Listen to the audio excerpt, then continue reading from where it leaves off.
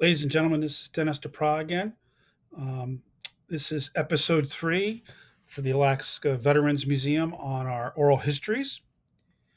The title, I've given a title for this one. This one is If You Fly Like an Old Woman, You'll Get to Be an Old Man. This subject for oral history was conducted in 2018 here in Anchorage by Sue Ellen Wright Novak. The subject of the interview was Geral Rusello. Gerald served in the U.S. Navy in World War II. He was an aviator, a pilot, and he flew a Lockheed Vega Ventura, or most likely a Lockheed Vega Harpoon, a twin engine naval patrol aircraft and bomber.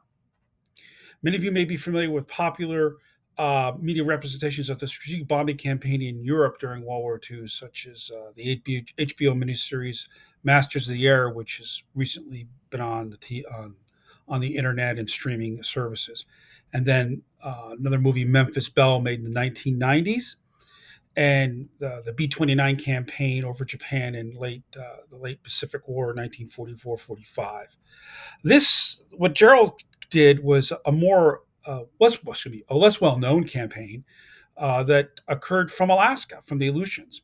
After the Aleutians was secured in the summer of 1943, the island of Attu was used as a staging base for air power to raid the Kuril Islands in northern Japan. The Kurils stretch from Hokkaido, the northernmost island of Japan, and home islands, to the Kamchatka Peninsula along the Pacific coast of Russia. Just so you know, this video, unlike some of the other ones, I've edited it quite a bit, more for brevity, and I'm going to interject some maps and music and photos during the video, and some narration from me. So I hope you enjoyed the video, and we'll see you at the. I'll make some comments during, and I'll see you at the end.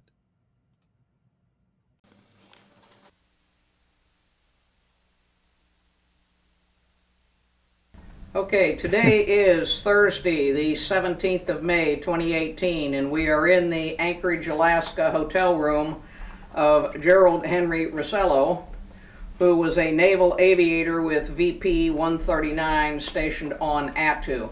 Correct. He was not in the Battle of Attu, he was afterwards, and he was... Jerry, you ready? There were many of me there. I wasn't the only one. Of course. I happened to be the only one left in the whole squadron. In the whole squadron? Yes. Wow. Wow. That's not anything that I've done. It was just... That's true. That's true. You have good genes. Okay, when and where were you born, sir? When and where were you born? Oh, Detroit, Michigan, 1923. Okay. February 18th. All right. And you went to school, you grew up in the city, or were you outside the city? No, we were in the city of Detroit, the western portion of that, which was a developed area, which is nothing fancy at all. It was just home after home after home Right. after home. And that's long before I was ever involved in trying to make a living. Okay. And I was going to school, monitor school. Okay. This is a You grade school. and you were Competitive in grade school, of course. I did very well in all kinds of sports, but in high school, I was a little smaller than most of my friends, and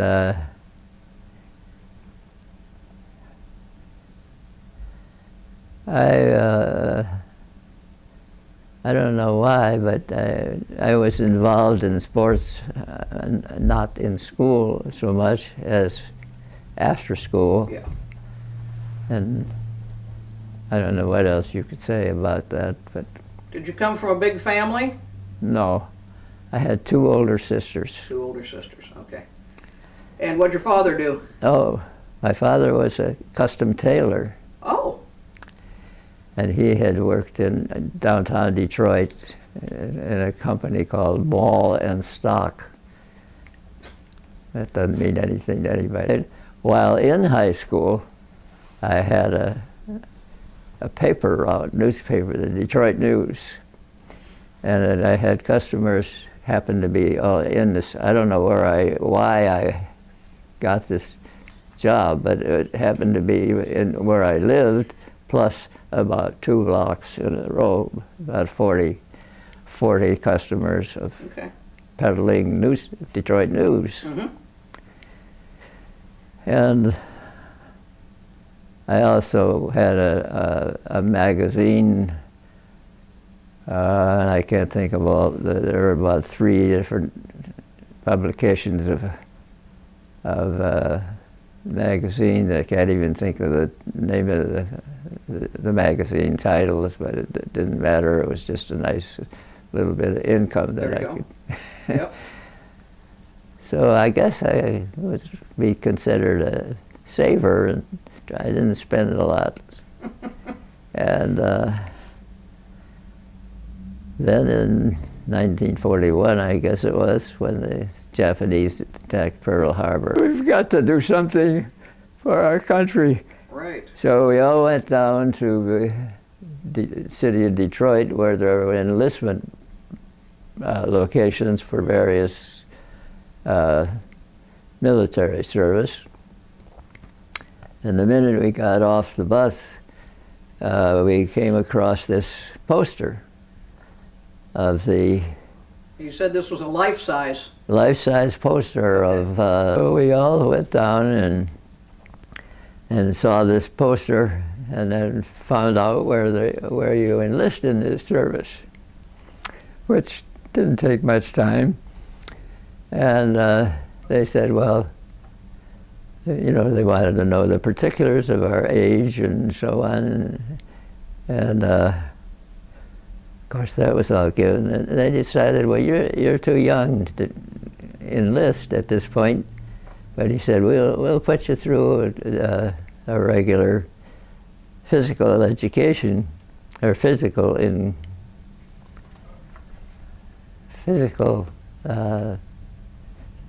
like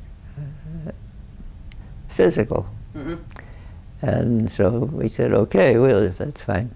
So they did all this, and we all were in very good physical shape at the time, and which he never knew. And they decided you can't be colorblind and get into this service. So he was disappointed, but he did go into the Army and became an officer there.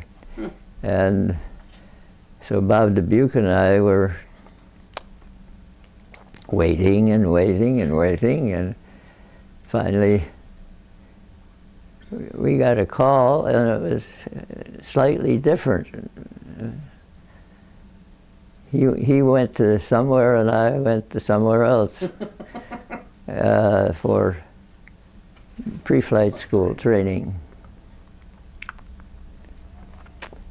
And at this point, the Navy determined that we have to change this a bit in our program, because we have too many people too many young men that passed the physicals and so on, and even in pre-flight school, because there wasn't any flying there at all. It's all physical and ground school. So they decided, we're going to change this a little bit. We're going to send all of these applicants to a local flight school. Mm-hmm.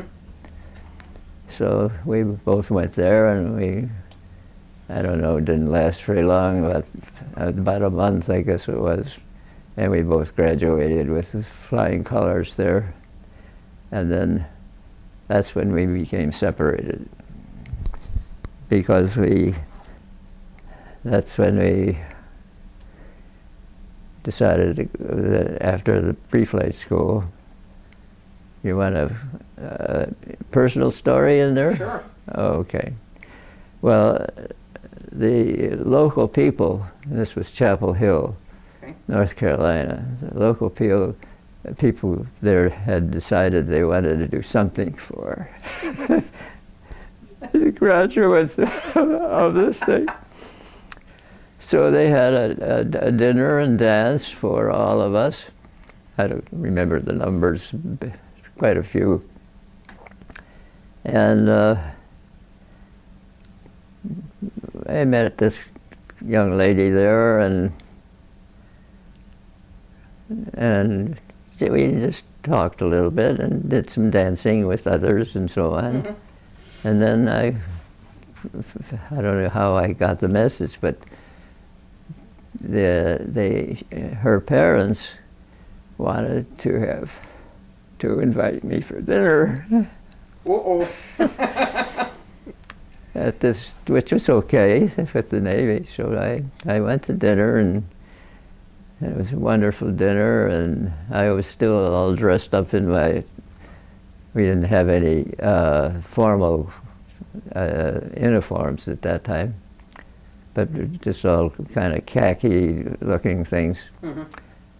So I went to dinner there, and you don't have to get permission because the whole college campus there was walled, and there were about 2 or 3 entries, and they were controlled 24 hours a day by the students. Ah, okay. You know, 6 or 8 hours, and then somebody else mm-hmm.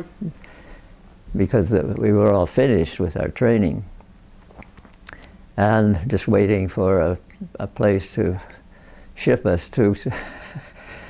So we went, I was invited, and we went to this family's house, which was about 1.5 miles or 2 miles from the campus, and had a nice, lovely dinner.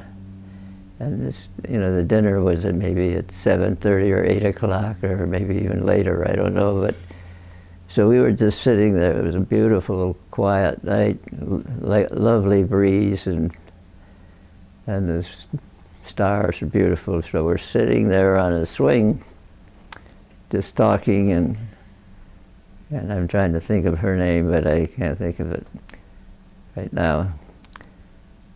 And all of a sudden, I hear taps, which they always sounded. When you hear that, you're supposed to be in your room. Yep. and in bed. Yep.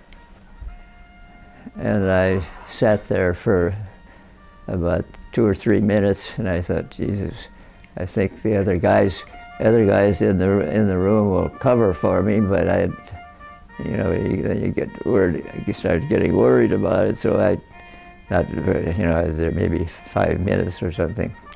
I decided to get back in there, and so I ran all the way, and I was just drenched with.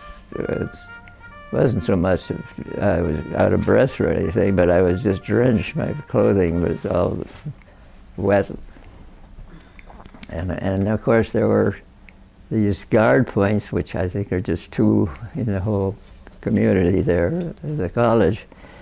And of course there was always one of us on duty to guard this gate entrance. So when I got to that point, I was wringing wet with my clothes, and everything was terrible. But oh, she's heard this story, I think. But this cadet that was on duty there, of course we knew each other by that time, and he said, well, okay, get going. So I ran to the dormitory where we were staying. As I was opening the door to enter, who was coming out but the officer of the day? Oops, busted. Who happened to be my physical coach. Ooh. And so I got to my room, and he said, go to your room and then report to the officer of the day. And I changed my clothes, and of course everybody, I don't know, where the hell have you been and what have you been doing? So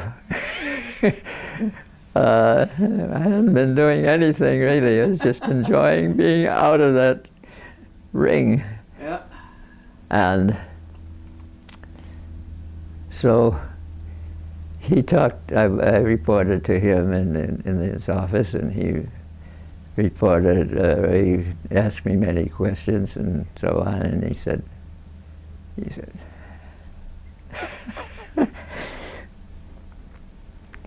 okay, I want you to know this is not going on through your report. Praise the Lord. You got away with it. Yes, I guess so. That's cool. So, I don't know, it was probably another few weeks before we were called to our flight training. Okay, and you said that was out in Illinois, somewhere near Chicago. Yes, it was. Okay. How long was that about? Was that like 8 weeks or 3 months or? It was probably 2 months. 2 months for that one? Okay.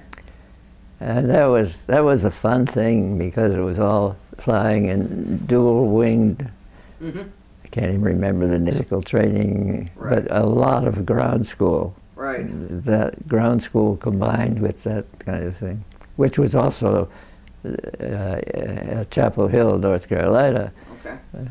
It seemed like dominantly physical training, but we also had ground school, Right. which was not, as I recall, was not very difficult for most of us. So then advanced flight training at Whidbey Island in Washington. Yes. Do you remember what type of plane you were flying then? Were you back to single wing now? Oh, from the dual wing thing, yes. The next step was Was a single. was at a different location. I'm trying to think of the name of it.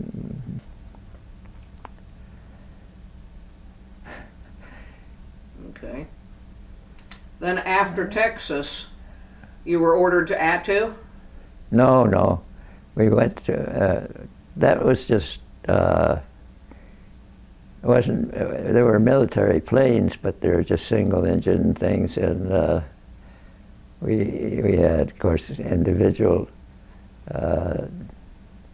teachers, Mm-hmm. so to speak. And then when we graduated from there, we were sent to, this was on the coast, the East Coast, I think it was South Carolina, that's what it was.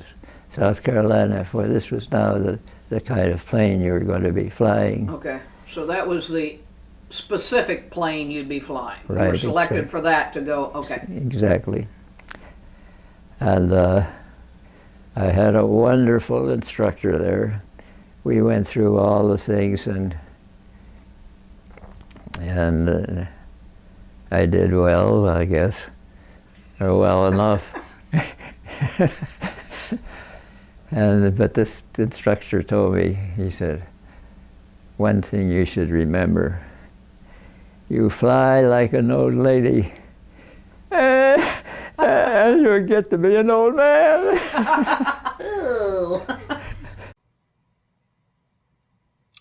Geral wound up being assigned to fly the PV-1, PV-2 Ventura, Lockheed Ventura, and the Lockheed Harpoon.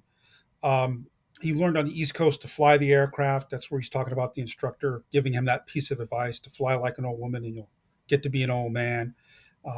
That's just advice on basically risk management for a pilot. It was a twin engine aircraft. It originated with the Lockheed Company as a civilian airliner, and it was first used by the Royal Air Force. And they adopted it initially for training for navigators and bombardiers, and later used it for low level bombing and as an ASW, anti-submarine warfare patrol aircraft. Um, they were used on a strike in like 1941 against occupied Holland against the Phillips Electric Company, along with I think mosquitoes. They have one mosquitoes. And he'll talk about being having to sit around and wait for a while. The Harpoon, the last version of that aircraft to be used in the war, had some teething problems, like a lot of aircraft. They modified it, and the wings started to buckle, so they had to shorten the wings of the aircraft. Is one thing they had to do, and they increased some of its fuel. It actually slowed down in performance, but it gave it greater range, which was going to be needed if you're going to fly an Attu. You went to Whidbey Island, okay. Yeah. And waited for our planes to arrive. Right. And we had more pilots than we had planes. Yep, that was common. Yeah. And we waited and waited and waited, and we had all kinds of time on our hands, and we could fly or we could do anything we wanted to. There was a fantastic gymnasium and all of that. Mm-hmm. And that's where I learned to play badminton. Badminton, okay. Badminton, that's right. And badminton and handball. Okay. When you think of badminton, you think of the sissy thing where you just go poop, poop. No, this was not that at all. They happened to have, the Navy provides all this sort of thing, some civilian champion badminton players. Wow. And they did an act for us of playing, and it was wild, very wild. They could do all sorts of trick things as well as being. And I really liked that sport. I played handball as well, and I became quite good at it. But that was the end of that, you know. And then the next step was waiting for our planes to be manufactured. This is Whidbey Island. Mm-hmm. And we had, again, lots of free time there to do whatever we wanted to do. We'd go into Seattle, Washington, where there was a naval base called Sand Point. Yep. You ever hear of that? Yep. But I think it was finally. It was finally closed. Yes. Yeah. But it was like a resort hotel. And very, very nice. And there were times when we had a little time off there. We could go do much of anything we wanted to do. And there was one guy in our squadron who came from a wealthy family, and his father had given him a Chrysler. What did they call that? Chrysler Highlander. Okay. Chrysler Highlander, which was Scotch plaid interior, and oh wow, it was very nice. And so he could drive to Seattle with the fancy hotel place called, what did I say it was? Sand Point. Yeah. And as I understand it, Sand Point, when the Navy decided to shrink down to a lot of things, that was closed. So you waited for planes, then the planes were delivered and you flew out to Attu? Yes. What was the weather like going out there? It was cold, for one thing. And some of the junior pilots, which included me, there wasn't enough planes to service all of us. So some of us, always the junior pilots, had to fly naval air transports, or NATS, they called it. Yep. And so we flew up in that, or just rode up in that, actually. There was another senior pilot, I guess, that was the pilot. And all the way to Attu. So did they send all the mechanics out first? Or did they come after the fact? Oh, they did. It was entirely separate.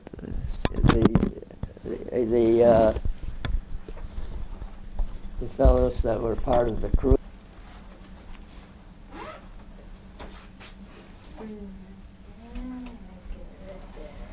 Yeah, because the Army Air Force used to try and send the mechanics out first, and then the pilots would come in with the I have plane. no idea where ours came from. We never met anybody until we got people involved 100, in, okay. in this thing. Okay. But those are individual crews, aren't they? Those don't include your maintenance guys. Yes, it does. They're down in the bottom here. It does. Okay, okay. Three pilots together and 3 enlisted people, which were mechanics and. Okay, okay. See, you guys do it different than the Army and the Air Force does it, so. Well, have no idea what they were doing. Except on that too, they were a pain in the ass. Yeah, well, I can understand that. They had no, they were not flying any distant things. All they had was P-38s, and they didn't have anything to do except putz around. And what I didn't like about them is that we had this long flight to the northern Japanese islands, Right. which was over 6 hours each way. So we were beat by the time we came back. And sometimes they would be up doing nothing with their P-38s mostly. And they would make a false move at us, like we're going to shoot you down. And that's not so bad, but also I hated to see it when they were strafing sea animals in the water. But I never had any real personal friends there, but there were a few of us that did. And they loved to come to the Navy place for dinner because our food was, I guess from their standpoint, it seemed to be much nicer than theirs. Yeah, and the Navy had ice cream. The Army never had ice cream. The Navy had ice cream. Well, we also had, maybe you want to know what we belonged, some of us, what we belonged to when we were replacing a squadron, a Navy squadron that was there, and we had an overlap of every several weeks, and now we were the junior people that had no experience in that kind of military flying, and of course they knew everything, and they said, well, before you go, you should join our club.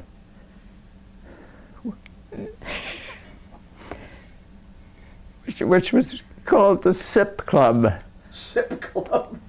Oh, there was an agreement that somebody had made with Russia, because in the northern Japanese island, it was only about a mile from the southern tip of Kamchatka. Right. And the SIP Club meant that the SIP was Seattle, because that was where we'd be, instead of Pet. But to join this club, this is the people that were there and had experienced a few years of doing this, and then we were replacing them. And they were just trying, they were nice guys and all that, but they said, this is important. So you had to, in order to be a member of the club, which there wasn't any kind of membership really, except up here and sign something. Yeah, sign something. Except the club. And so of course everybody had to do that, and I never had anything alcoholic to drink, but in order to join this you had to have a 6-ounce glass of vodka. I was going to say, it has to be vodka. And chug-a-lug and blah, blah, blah, blah, blah, blah, blah, blah, blah, blah. I don't know if everybody in our group did that. I presume they did, because it was more protection, I guess. That's squadron morale, yes.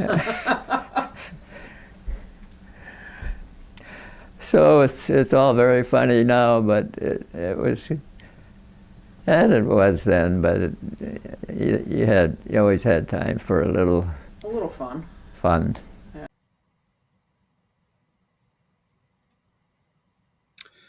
What Gerald's referring to as the SIP Club, it's the P in the SIP refers to Petropavlovsk in the USSR. Often, when United States Army Air Force US and aircraft were battle damaged over the Kurils and unlikely to make it back to Attu, they diverted to the Soviet Union, and there was an air base and airfield at Petropavlovsk on the Kamchatka Peninsula. For the majority of World War II, the Soviet Union was neutral in the Pacific War.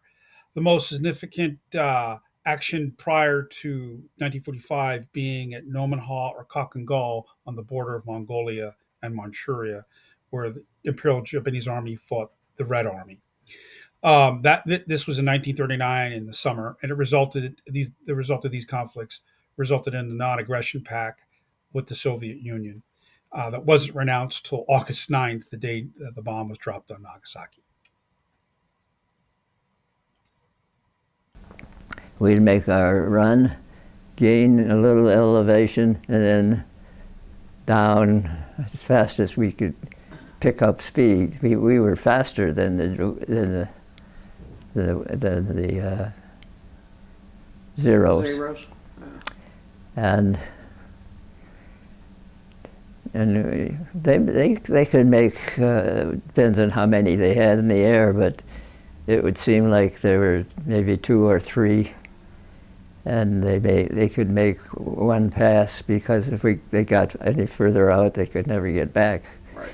So I guess they knew that. So we had a turret gunner. That's all we had. And so we did that. We just always get down to, and pick up speed, and we could go faster than they could. So they were able to make maybe 1 or 2 runs, and that would be it. And we didn't think we were hit at all, but our turret gunner was elevated above the In the ship. bubble, yep. Yeah, and he was sitting there, with this thing he could rotate around and up and down and do a lot of things. And we didn't realize anything until we got all the way back, and here he was sitting like this, and he had bullet holes, but through his pants, but didn't touch his legs. He didn't even know it until he found out. But how many missions did you do to the Kurils? I'd have to guess, but it's probably 20 or more. Okay. So what was a normal day like out on Attu for you? When we were not flying? Yeah, when you're not flying. Athletics. Okay. When I learned how to play badminton there and handball. You got real good, huh? Oh yes, I was champion. Nobody could beat me in that sport. So you would fly missions once a week, twice a week? Well, in the picture you will see a major pilot and two younger guys, and I was one of the younger guys there. Okay. So it was myself, a younger one, and another fellow named Bill Sims. And at that time we were housed in Quonset huts. Okay. There were 1, 2, 3, 4 of us in a given Quonset hut, and okay. several of them. And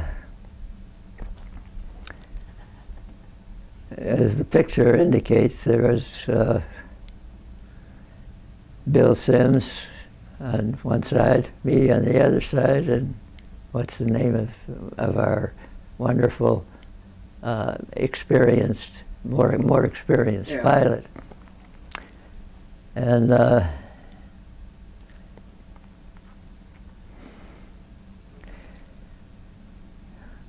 on our trips there were always 2 pilots. There were 2 pilots on board, okay. And 3 enlisted men. One was radio man, one was the gunner. It was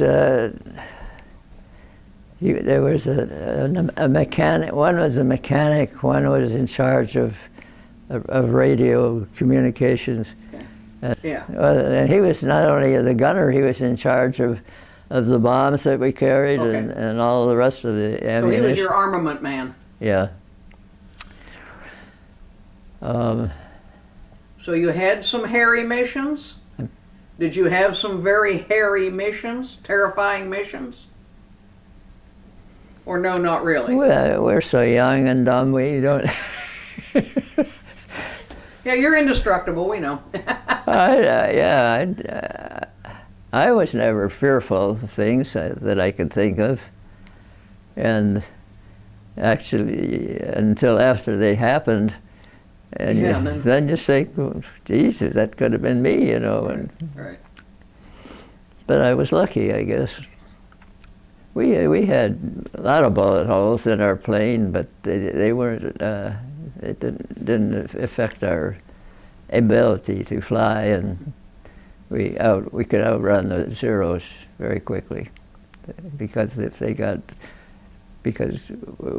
after releasing our bombs or rockets, and sometimes you're trained to release the rockets on a certain angle downward, and you're down there to begin with, because if you're up high, then you're a better target for the Zeros. So occasionally, of course, the Japanese had everything covered with tarpaulins and but you had to guess at what might be bombs or whatever they were saving for us. So occasionally, it's the rockets in particular. If you didn't, you had to fire those on a downward angle. So, but the moment you released those things, and occasionally you'd see one go over the target, but nothing much you can do about that. But the bombs were more effective.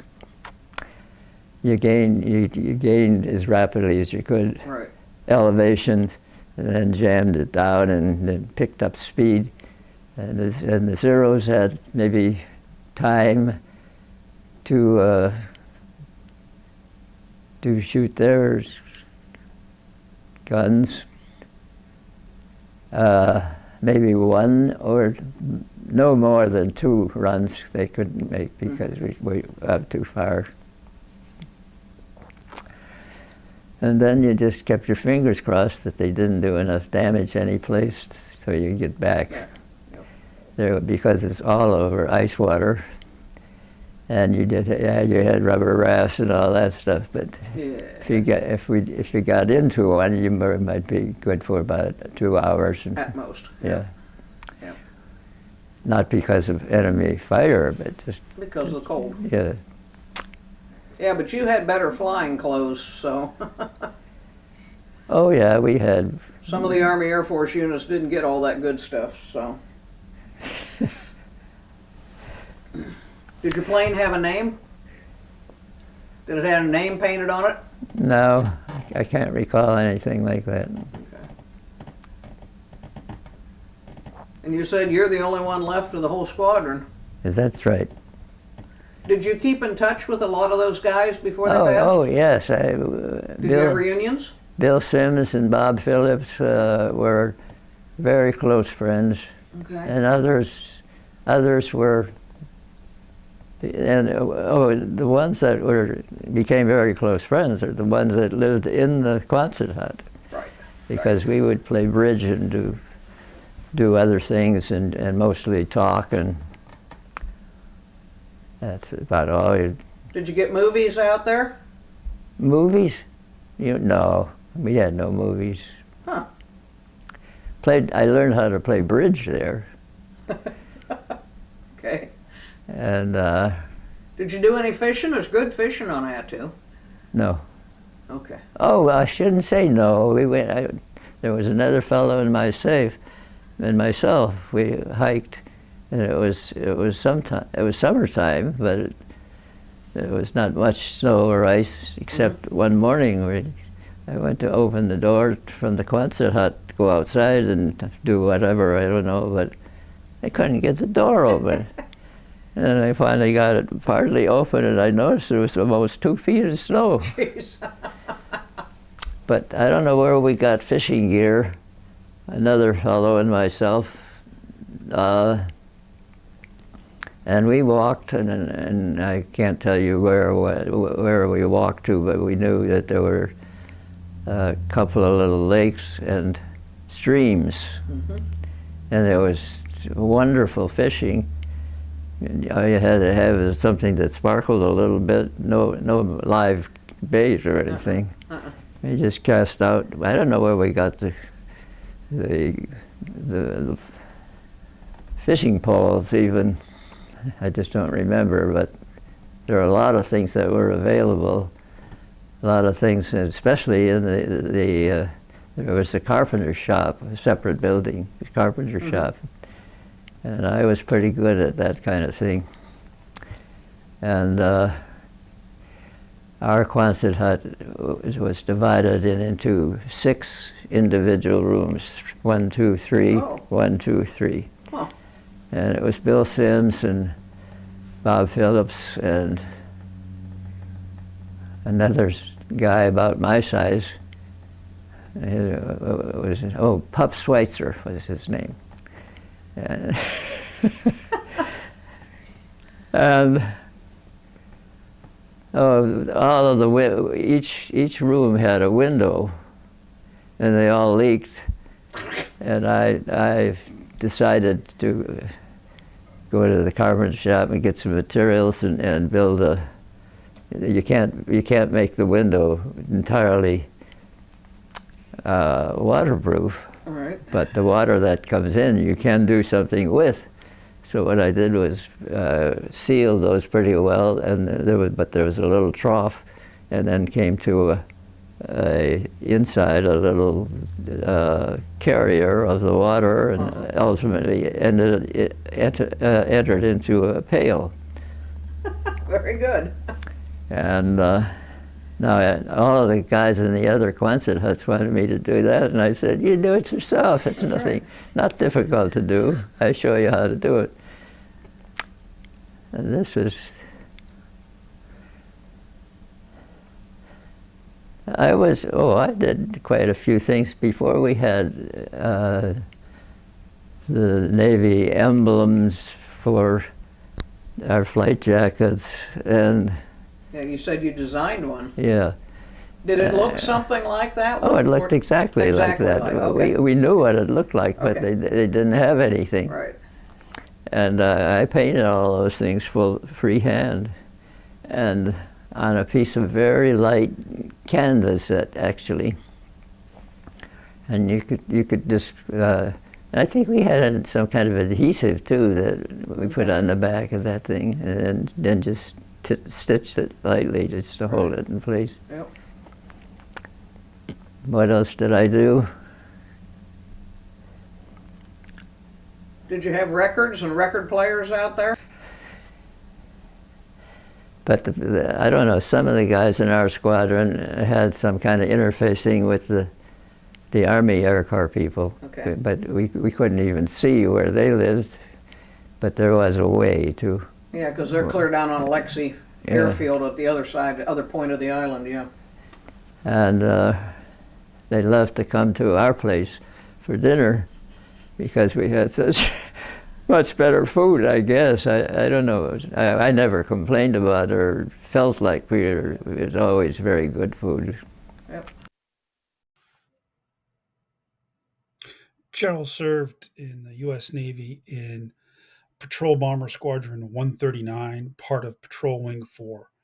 Patrol Wing 4 operated in the Aleutian campaign and then afterwards from Attu and still throughout the Aleutians, but from Attu, and they provided aerial reconnaissance, photo reconnaissance, night reconnaissance, and ground attack on the Kurils.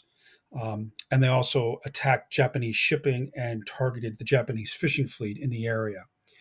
Gerald served, he was there when the war ended. So he was in the last squadron from the last a detachment from the harpoons to serve on Attu.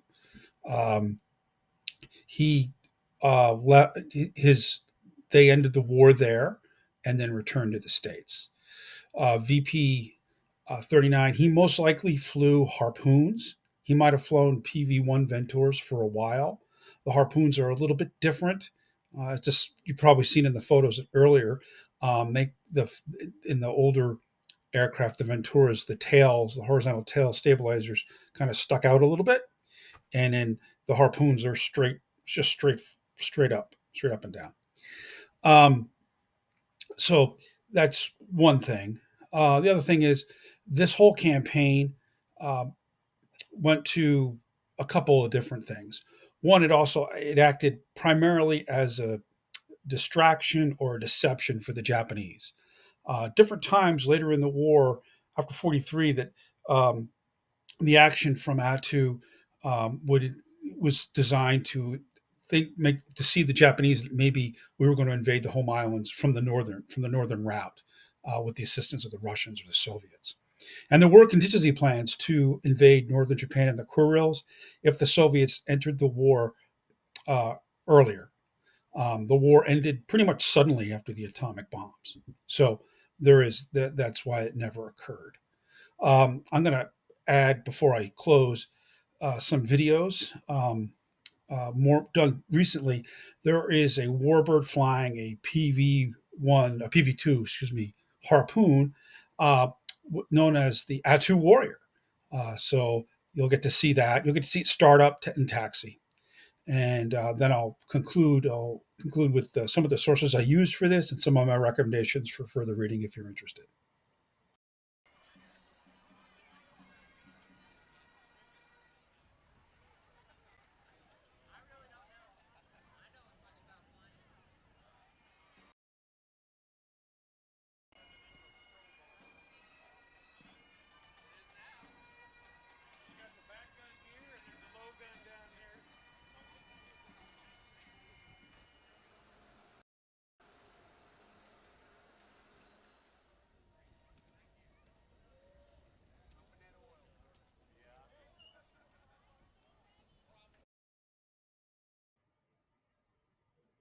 This last snippet uh, of video I'm embedding in here shows a, PV vent, looks like a PV harpoon actually coming in for emergency landing very late in the war, belly landing.